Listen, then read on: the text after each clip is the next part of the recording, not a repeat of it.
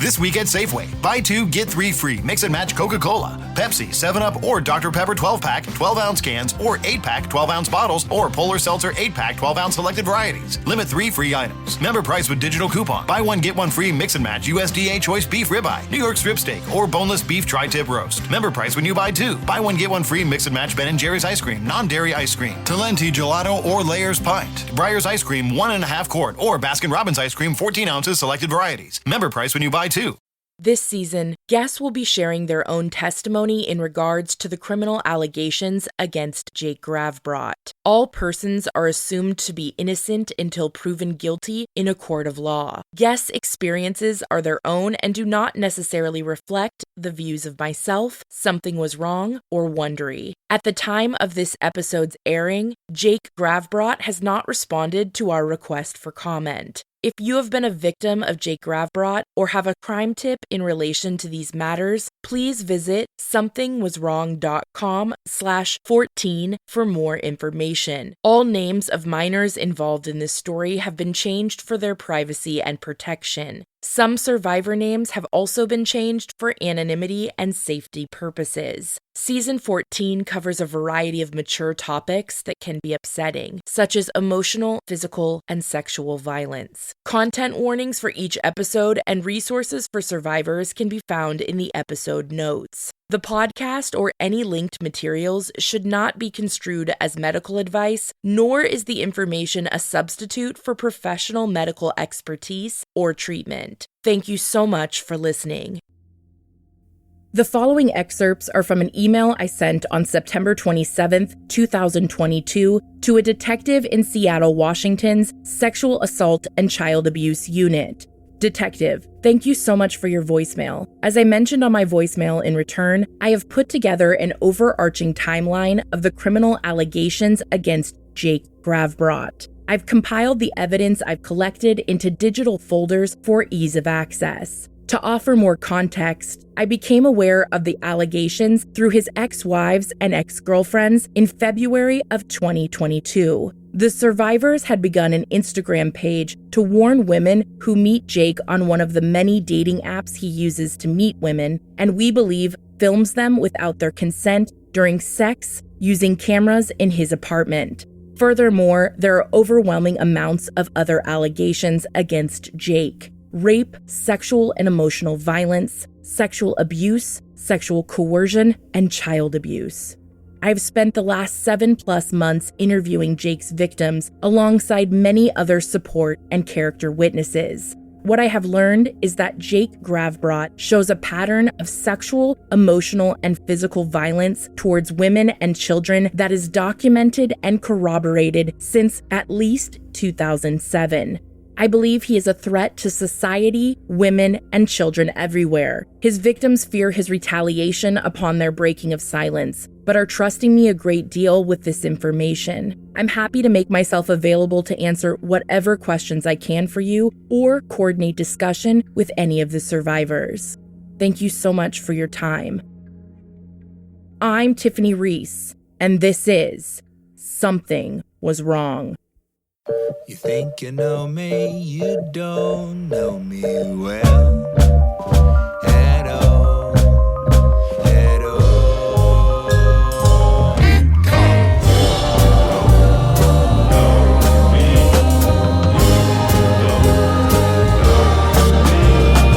you don't know anybody till you talk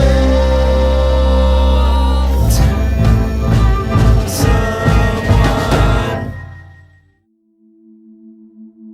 Hi, my name is Kaylin. Our story spans 15 years, starting with my story in 2007. And so you're going to hear from a lot of different people that are part of the story. Our motivation in getting this out there and coming on the podcast is to keep the community safe and also for accountability. I can't speak for all the other women that you're going to hear from, but for me, this experience is me letting all of this out there into the world so that I don't have to hold on to it anymore. Holding on to trauma, it doesn't serve me. So this is my story. our story. I'd describe Kaylin as an incredible human being. I'm biased because I am her mother, but she's thoughtful, caring, sweet, puts others before herself. She remembers people and what's important to them. She makes people feel good about themselves, and she's deeply loved. I'm very proud of her as a mother. She's always put Emerson first. I'll tell you a little bit about me because my backstory is important, especially because my abuser liked to use it against me. I was born and raised in Orange County. I was born in Laguna Beach, raised in Laguna Niguel. In February of 96, I was 12, and I was at one of my friend's houses, and her older brothers had their friends there, and I had drank too much. I blacked out and woke up to one of them sexually assaulting me. I told him to stop, and he would not. I couldn't even move. I was frozen and just laid there because this boy is 17 and I'm 12, and I'm maybe 100 pounds, and he is a water polo player, much bigger than me. In 1997, I started high school, and in 98 is when my parents split up. My dad got caught cheating on my mom. I came home and I had a bunch of friends over, and I went upstairs and my mom was sobbing. So I went downstairs and told my friends they needed to leave. I asked her what was going on, and she told me to call my dad and that she couldn't tell me. So I called him, and he said that he would be over the next day to talk with us. I was 15, and I'm the middle between two boys. And he came over and talked to my brothers, my mom and I, and told us they were getting a divorce.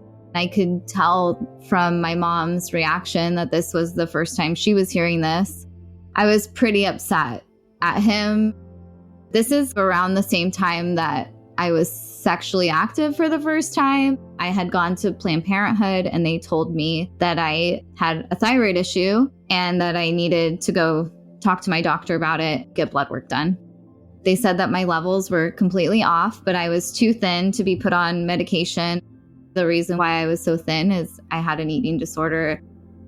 Back to my parents, my dad had come to pick me up from school on a Monday, and I was getting out of cheer, and my mom usually picks me up, and so I was surprised and confused why he was there. He had told me that my mom had been hospitalized because she lost it on him, and so he put her in the hospital. That's when we found out that my mom had hepatitis C. She contracted it when she was pregnant with me and didn't know her whole life. Finding out that she had hepatitis C and she was losing her marriage all in the same week was a lot. My mom took 6 months of laying in bed before she was able to kind of pull herself out of her depression. But I don't fault her for any of that. To find out so much in such a short period of time had to have been really overwhelming. I took care of my mom and my younger brother and made sure my mom was showering and eating and making sure my brother had food and taking him to school, bringing him home, making sure he had dinner. I was the caretaker during that time. It was fine with me. There was never a time where I've looked back and resented her, and I want to make that perfectly clear. I think she regrets doing that and putting me in that position. I feel like she's an amazing mom, and she was doing the best that she could. She found a job at a place which is kind of similar to a Z gallery, where she's selling furniture and art. And one of her customers took a liking to her. Finally, she gave in, had lunch with him. That's when they started dating. He later became my stepdad. He's an amazing man, and I'm so grateful. I graduated from high school in 2001. I decided that I wanted to go to school abroad. I moved to England, went to school there for 6 months, got a boyfriend, stayed for a little bit longer. And then my mom was like, it's time to come home. My dog missed me, and my aunt was battling cancer. Coming back to Orange County from being in the UK is a pretty big culture shock. Even though I had grown up here, I definitely took a liking to not being in such a conservative space. It felt really good to be with like-minded people. I grew up in the punk hardcore scene. Nobody was asking me why I was vegan. They're just like, oh yeah, that's rad. But when I come back to Orange County, they're like, ew, why are you vegan? That's gross. I definitely did not feel so much like I belonged here. Pretty soon after my parents got married, I started seeing a psychologist. I was having trouble with finding my role in our new family. She had suggested that I get put on antidepressants. I spoke with my doctor, the same doctor that refused to put me on thyroid medication. Your thyroid is like the control center of your body. It regulates hormones. It regulates the amount of serotonin going to your brain. It is directly correlated with how you're feeling. Depression is such a big indicator of having a thyroid problem. He put me on Celexa, and it took about 2 to 3 months before I started cutting and wanting to die. I think that just wasn't the right medication for me. I had a girlfriend over and we were hanging out, and I had cut too deep, and she went and told my mom because I couldn't stop the bleeding. They took me to the same hospital that my mom was taken to and put me on a 5150 hold. That's when they ran my blood and saw that my thyroid was not functioning really at all. I have Hashimoto's disease. It's an autoimmune disease, and it basically has treated my thyroid like it's a foreign body. So it has attacked it and tried to kill it. I had an amazing psychiatrist that got me off Celexa right away. He was shocked that I was on it. He said Lexapro's basically the same as Celexa, but with less side effects. So we tried that, and they put me on Synthroid right away, as well as Risperdal. It's a mood stabilizer to attempt to stop my obsessive thoughts of cutting.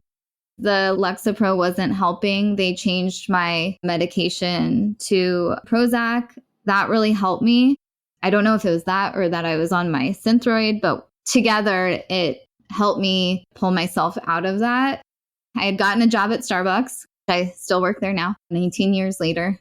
I worked and did outpatient and really tried to figure out what the heck was going on with me so that I would be okay.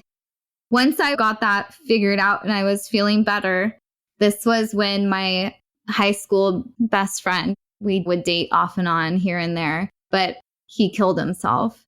When that happened, I just didn't want to be here anymore in Orange County. It was just too hard to be here and have him not be here. I was really sad. It was the first time that I was like, oh, I'm really sad because I'm really sad. And it's not just like my brain playing tricks on me. I started dating this guy.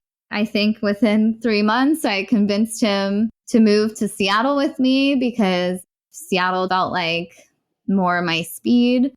The guy that I was dating ended up being my first husband. My mom was not okay with me moving to Seattle with a boy that I was not married to. So we drove to Vegas and got married, and then told her after the fact. She was very unhappy. I think her exact words were, "Get the fuck out of my house." She needed like a week of cool down and then was like, okay, this is happening. And she was very supportive after that. We moved to Seattle. The first 2 years, I feel like we had a really good relationship. We were going to school together. It was around this time that I stopped talking to my dad because we weren't able to see eye to eye. And it felt like he was harming me more than he was helping me. He wasn't giving me anything positive in my life. If anything, he was making me sad. I felt like it was better for me to remove him from my life. When I was 21, in 2006, my neighbor had called me to let me know that one of my ex-boyfriends that was very close friends with his son had killed himself. This was my second ex-boyfriend that had done this. Both were in front of people, both were with a gun. It's just heartbreaking, and I wish they didn't have easy access to guns. I look back and I have a lot of regret that I didn't reach out to them. I know that nothing I could have done would have changed what they did. I wish I could have changed it. Back to living in Seattle, my first husband and I were happy until I got accepted into University of Washington and something changed. I don't know if he was upset that he couldn't go to school with me anymore or what, but I was so excited when I got the letter and I opened it, and I was expecting him to be happy for me. And he said, I was kind of hoping you weren't going to get in. And I was like, geez, why? I just couldn't wrap my head around why he would not want this for me. And I think it was something that he felt like would pull us apart. I started at University of Washington in 2007, and it was within a few months of me starting school that we were supposed to go out with some friends, and he didn't come home. I was waiting for him, and I was getting kind of worried because he rode a fixed gear in downtown Seattle where there's a lot of traffic. I was starting to feel like I needed to call the hospitals, and he eventually came home. It was our first really big fight, and he told me that he had kissed someone that night at a party, and I said, I'm done.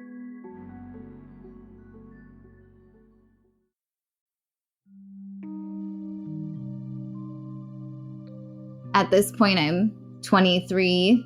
We were too young when we got married.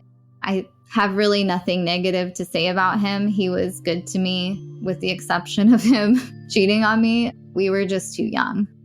During that time, I'm feeling a little bit out of control.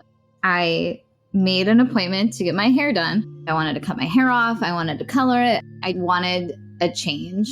So this is where I meet Jake. He was my hairstylist. I went in for my consultation and sat down, and he's like, all right, what are we going to do? And I told him what I wanted, and I was like, I just need a change. And he's like, are you okay? I started crying, and I was like, no, no, I'm not okay. And he was like, what's going on? I told him, and he's like, I don't work tomorrow, but I'm going to come in tomorrow on my day off, and I'm going to cut your hair for you. We're going to figure this out. I'm going to make sure that you feel good when you leave. The next day, go in. He spends 6 hours on my hair. I don't think I've ever spent 6 hours getting my hair done. For whatever reason, it took a very long time, and he sat with me and he listened and we talked. He did not want to take my money, and he wanted to walk me home. There was somebody on the street, and he gave money to them. And I was like, wow, this guy seems like a really good guy. This is like 3 months after my first husband and I split. It felt good to be seen as a woman again by somebody. We're walking to my apartment. We stop at the Mariners store. He's a big baseball fan. I get him a hat and tickets to see the baseball game. And then he walks me home. We say goodbye. He goes to the game. A couple days later, he messages me and he's like, hey, do you want to come over and listen to that band that I was telling you about? He had told me about this band called The Sounds of Animals Fighting. You could only listen to it on this special DVD. I was like, well, I want to, but I'm studying right now. I have a test. He's like, well, why don't you just come over and I'll help you study? I went over to his house and we ran through flashcards. That was the first time that we were intimate. I walked home by myself. I lived downtown and he lived on Capitol Hill. It's not that far from one space to the other, but it was maybe like a 20-minute walk and not in the safest area ever. When I went over to his house, he had told me that he had an ex-girlfriend. Her name was Courtney. They never were married. They had a son together. He was 3. He said, we're co-parenting. He didn't make it sound like they lived together. Later, down the line, Courtney made it sound like maybe they were still together. He told me he was single and that he had a son, Bowie, that was 3. He was having me drive them around. He was having me pick him up from school and bring him home to him, put me in a nanny role almost right off the bat. Courtney, I later found out that she was abusing drugs during that time, and I don't know the extent of it, but I could see that Bowie needed parental guidance and figures in his life. He loved to give cuddles and hugs to me, and he was very sweet. It was fun to be around him. I was so young. I was only 24. So like it wasn't a huge red flag at that time. Now, if somebody did that to me, I'd be like, whoa, back up. Jake's biological father was a hairstylist, and his mom was his client. I think she was 18 or 19, and he was older, had a family, and was married. He got her pregnant, and she was brought up in a really conservative Christian household. An abortion was out of the question. She had found a couple at church who had a baby, and she was going to give her baby to them. When she had Jake, she gave that family him, and they moved to San Francisco. From my understanding, it was close to when the adoption was supposed to be finalized. I think he was like 2. I don't know what age he was, but his foster mom, she nursed him and cared for him and was treating him just like her other child. And then when the adoption was going to be finalized, Jake's mom changed her mind. She moved in with them so that she could learn how to be a mom, learn how to take care of Jake. I think she was with them for 2 months, and then she moved back to Washington, as far as I know. I know that he had a challenging relationship with his mom. She's not a very lovey person. She's not cuddly. When I would hug his mom, it felt like I was hugging a statue. I'm the opposite. I'm like very cuddly. Him and his stepdad had lots of issues, especially in high school. They would go on family vacations and not invite him or not bring him along. He had 2 younger half brothers. Those brothers were much younger.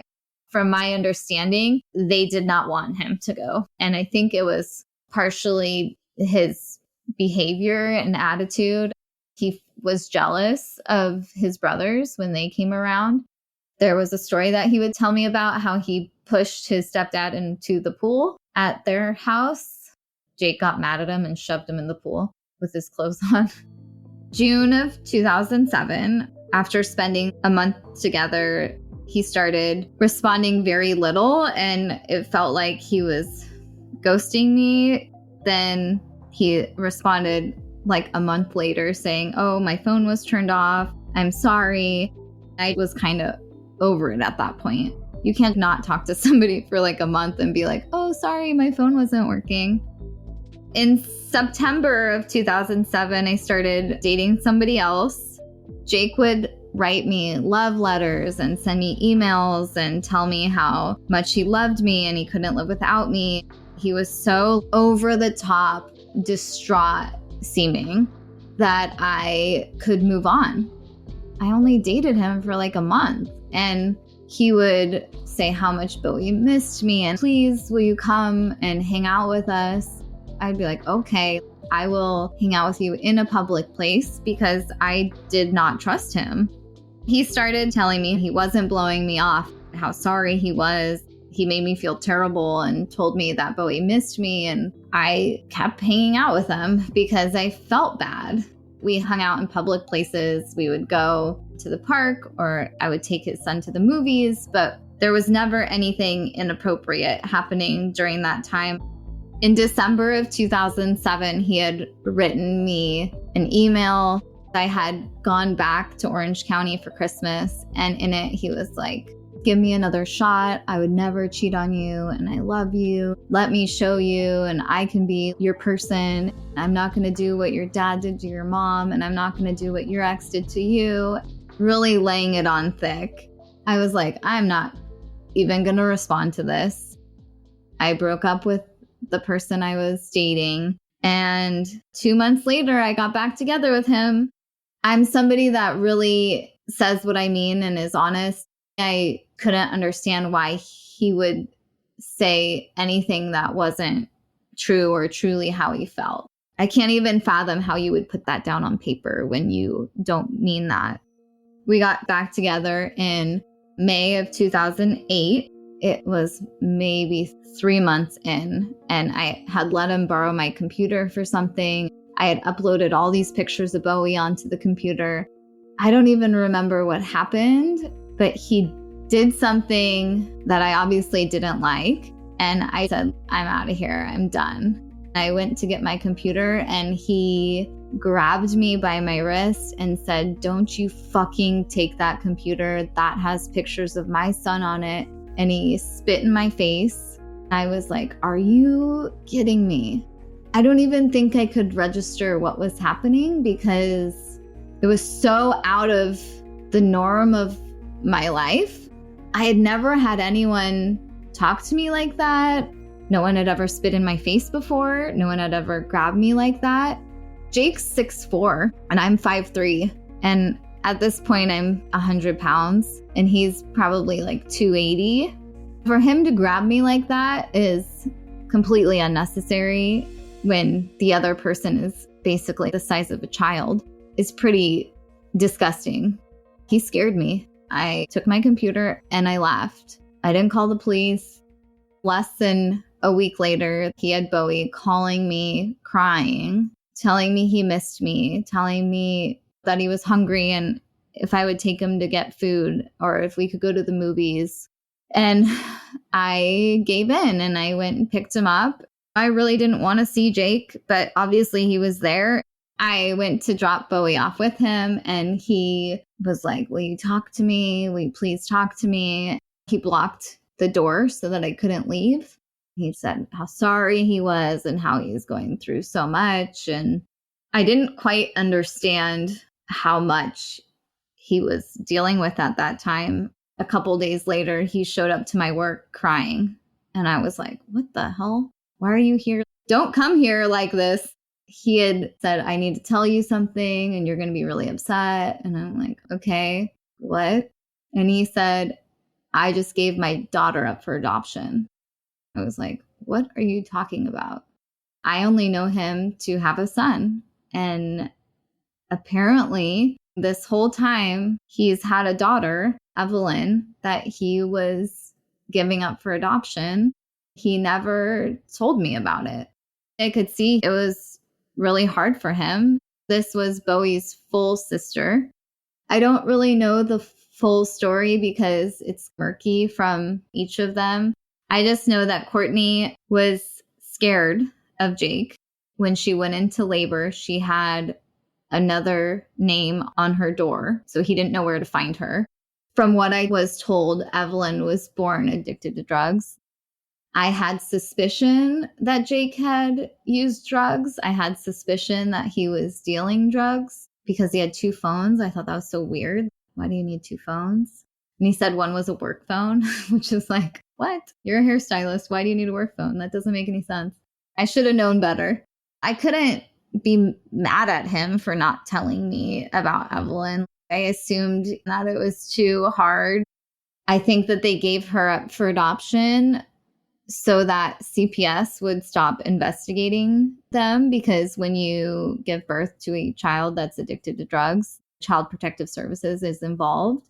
I think that they were afraid that they would take Bowie, and so they did their best to protect him in this situation. I think that in that they did what was best for Evelyn, because she has been given such a better life away from Jake. Knowing what I know now, she was able to avoid so much trauma. We moved past it and I didn't hold it against him. We didn't really talk about it. There were certain times that he would, around her birthday, he would want to talk about her. Sometimes we would drop off gifts around her birthday. When I was going to University of Washington, they have health clinics on campus. I was having what I thought was maybe a yeast infection. And so I went to the health clinic and they were like, you don't have any other like sexual partners. I had already been seen there once before and I had a pap and it was normal. This time they were like, well, are you sure you're not having other partners? And I was like, yes. And they're like, and you're in a monogamous relationship? And I'm like, yeah. What? Like, why are you asking me all these questions? And they're like, well, he is not.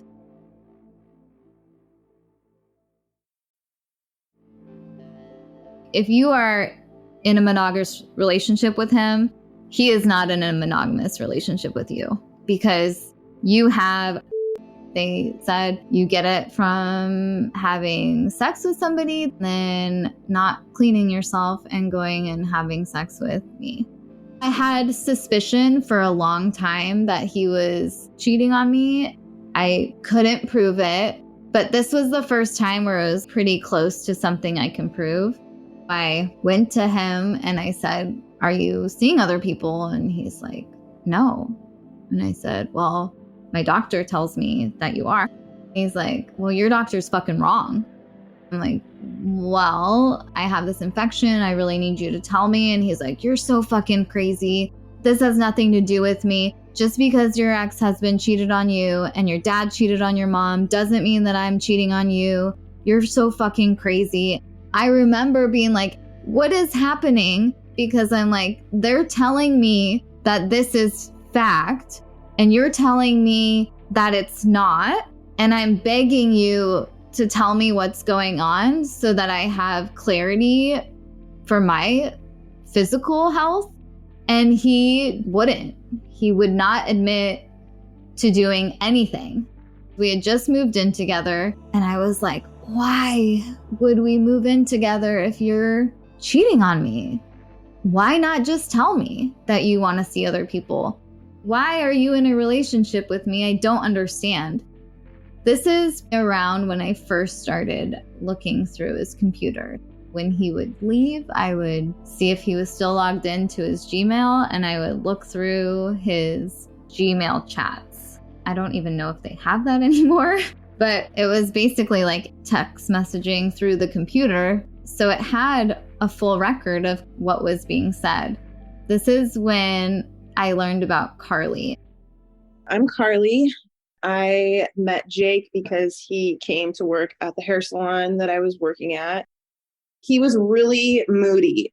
Sometimes he would be really happy and nice and engaging, and other times he would be like really sullen, not talk at all in the back room, not say hi, like no warmth. So it really depended on his mood, and his moods really swing.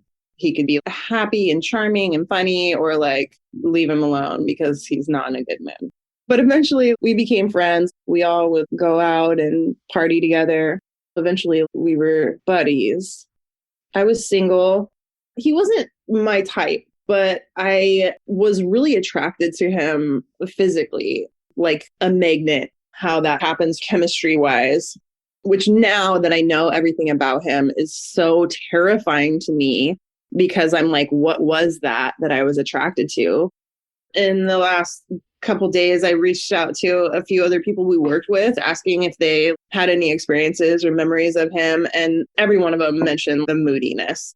I didn't have a crush on him, but I did like the situation of being friends with benefits. I did like that we could hook up. It was inconsistent. I wasn't trying to date him at all. We would hang out usually in a group, really rarely one-on-one. Sometimes at the end of the night, we would hook up and other times we wouldn't. I started dating someone and got a boyfriend and stopped hooking up with Jake. That was when the benefits part stopped. What I remember about that is we had one last hookup. And then afterwards I had a conversation with him and I was like, look, I'm going to like give it a go with this guy. So I'm not going to be hooking up with you anymore. He was like, I'll be your boyfriend. Why don't you just be my girlfriend and we can be together? And that was the first time that had ever come up. It was like, oh, that's sweet. But yeah, right. You're not ever going to be my boyfriend. You're not boyfriend material. You're hookup material. You're a fuckboy. The faithfulness, that was a big part of it. The other part was that he partied a lot. He did cocaine a lot. I partied a lot back then too. I was pretty wild in my 20s, but the way that he used cocaine was not something that I wouldn't date someone like that. We stopped hooking up. We stayed friends. We still worked together. We all hung out. We all went out together. A year later, I broke up with my boyfriend. And by that time, Jake was with Kaylin. I wasn't really paying very much attention to Jake at that time, but I remember vaguely that he had gotten this new girlfriend. I never met her, but the vibe that I got was he was really serious about her. The vibe that I got was she was a good person and that it was like a good thing for Jake, maybe a positive influence in some way. He seemed really kind of dedicated and committed to her. And then we started getting flirtatious again after I became single. I'm not really sure how things shifted. I went back and looked through our G chats. I didn't save them. Google saves them. I could see how it happened slowly. At first, it was just friendly G chatting. We were probably even would do that when I had a boyfriend platonically. He slowly started flirting more and more. He'd bring up times that we had hooked up in the past and then start to suggest that we do it again or hit on me.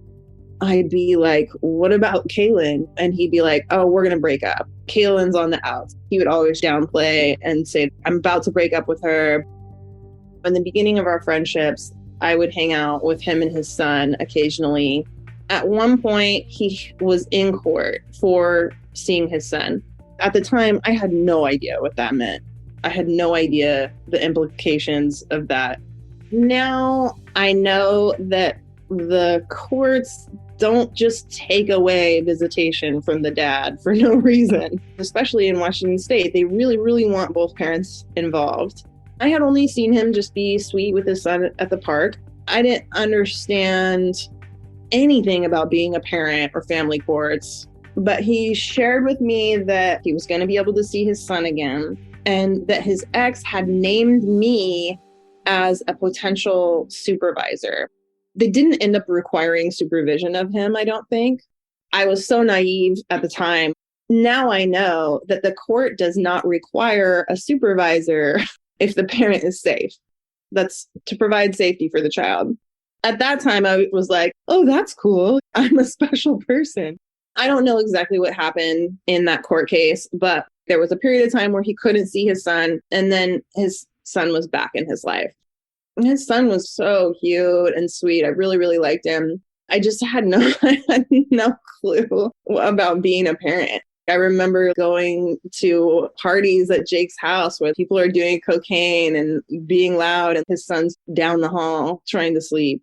Now that I have a son, that just seems so crazy to me. But at the time, I didn't really know any better. At first, I didn't know that he had another kid, his first daughter. At some point, he mentioned that he had a daughter also, but that he didn't see her. And that was just the agreement that he had with her mom. And that was pretty much it. One time, me and him and our other friend that we worked with, that I would later find out was hooked up with at some point, we all got tattoos together, and he got his daughter's initials. And that was all I knew about her. Once he started flirting with me again after I was single and he was with Kaylin, and he would say, me and Kaylin are on the outs. I just need her. He was back in court for his son, and he needed her to testify or support him or whatever. I can't remember exactly, but he would say that that's why he hasn't broken up with her yet. When Kaylin would be out of town, he would come out with us. And by us, I mean me and our coworkers out at night. I don't remember if this happened more than once that we hooked up again. And it was like, oh, oops, we're out late and this just happened and it shouldn't have happened, but it happened. The way that my relationship ended with him, he had invited me to come to his house, his apartment, and Kaylin was out of town. We had hooked up before, but it was an accident. And now it was like, am I going to purposefully and consciously make this choice to like go over to his house to do this, knowing that he has a girlfriend and that this is wrong? I did it. And it's like still something that I really hate that I did. This is really not behavior that I want to share with the world. It's part of the shame. And it's part of why I didn't tell anyone what was happening with me and Jake, because I knew it was wrong. He had a girlfriend. No one at work knew that this was happening. What a convenient way to keep us all quiet and to keep us all from talking and figuring out what was going on. There's a shame involved. You're ashamed of your behavior. And it's really what keeps survivors quiet is the shame. If I can have a chance. And also if it's helpful to anyone who is skeptical about believing survivors, to just understand that me sharing my story does nothing for me. It makes me look bad. People don't share this stuff for their own gain. But making that choice to go over to his house, I really, really regret that. That was the last time I saw him for years. Shortly after that, I got a message from Kaylin. I had never met her, never talked to her, and she had found G-Chat, Jake and Maya's conversation, seen all of the heavy flirting, and she was like, I don't know if anything has happened between you guys, but she's asking me to not talk to him anymore. I reach out to Carly and I ask her, what is going on? Will you please tell me? Because I can read what's going on. He's gone to her house. They're talking about staying the night together. They're talking about past hookups, but they're not talking about like, come over so we can do it. So I have proof. I wanted real proof. I wanted her to be like, yes, we are having sex. I wrote her and asked her, and she ignored me, did not respond. And I wasn't going to like badger her or continue to email her. I had asked him about it. And once again, I was crazy. I was getting to the point where I was tired and I was done. And I felt so lonely in this relationship. I was paying for everything at this point. I was paying for Bowie to have winter clothes. I'd buy winter jackets and I would buy whatever he needed. He was taken care of, but it was through me. At this point, I've been in his life since he's 3. And so he is somebody that I wanted to protect. In 2009, when I was getting ready to graduate, I remember wanting to tell my mom, I can't be with this guy anymore. He's taking everything from me. He's like sucking the life out of me. I put on a happy face and pretended like everything was fine and was like, I'm going to break up with him. I'm going to leave. I can't do it anymore. And then I got pregnant. When I told him that I was pregnant, he said, well, now you're going to have to marry me. That's next time on Something Was Wrong. I start to panic. As we are barely getting in our car, I can see in my side view mirror Jake barreling down the road. He gets there and blocks us in. He starts punching my window as hard as he can. He's punching it over and over again, and he's yelling, and he's enraged, and he's trying to break the window. Once Jake wanted something, he would get it come hell or high water. I never wanted to have sex with him. I would tell him no, but he would just continue pushing it and pushing it. I can't even imagine like how much time and effort would be spent talking to all of those women. There must have been multiple people a day at that rate.